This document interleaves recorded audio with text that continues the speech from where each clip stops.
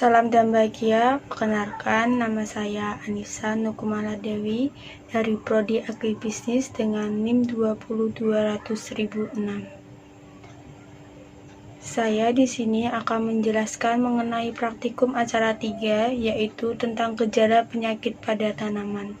Yang pertama, ada penyakit Plumeria ruspongus atau biasa disebut dengan jamur karat tanaman Kamboja. Penyakit ini hanya ada pada tanaman Kamboja saja. Kamboja atau Samboja adalah sekelompok tumbuhan dalam marga Plumeria. Bentuknya berupa pohon kecil dengan daun yang jarang namun tebal. Bunganya yang harumnya sangat khas dengan mahkota berwarna putih hingga merah keunguan. Biasanya 5 helai. Penyakit ini disebabkan oleh jamur Coleoporium plumeria. Gejala pertama yang diketahui dari karatnya Plumeria adalah bintik atau bintik kuning di sisi atas daun. Ketika terbalik, bagian bawah daun akan memiliki lesi oranye bubuk yang berkorelasi. Lesi ini sebenarnya menghasilkan postula. Daun-daun ini dapat mengering menjadi terdistorsi, berubah menjadi coklat keabu-abuan, dan jatuhnya tanaman. Jika dibiarkan, karat pada daun Plumeria atau Kamboja dapat merusak seluruh pohon dalam waktu kurang dari 2 bulan. Ini juga akan menyebar ke Plumera terdekat.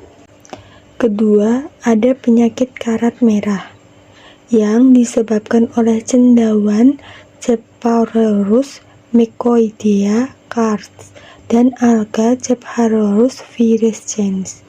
Biasanya karat merah dengan alga Cephalorus virescens terjadi pada tanaman jambu air, sedangkan cendawan Cephalorus mycoidea Kars pada tanaman mangga. Gejala karat merah adalah menyerang daun, ranting, bunga, dan tunas sehingga berbentuk bercak yang berwarna merah. Serangan yang hebat bisa membuat kulit menebal dan daun menjadi kering. Ketiga, ada penyakit virus kuning yang disebabkan oleh virus Gemini, lebih tepatnya Bigomovirus. Saya menemukan penyakit ini pada tanaman cabai, tetapi selain itu penyakit ini biasanya terjadi pada tanaman tomat, kentang, selada, melon, semangka, dan umbi jalar. Gejala pertama, daun akan menjadi pucatnya tulang-tulang, dimulai dari daun pucuk, berkembang menjadi kuning terang, tulang daun menebal, dan daun menggurung ke atas. Tetapi selanjutnya infeksi menyebabkan daun mengecil dan berwarna kuning terang. Selain penyakit virus kuning, ada juga penyakit Anthranoxa yang disebabkan oleh jamur Colectotrichum capsicum. Jamur ini berkembang pesat pada kelembapan di atas 90% dan suhu di bawah 320 Celcius.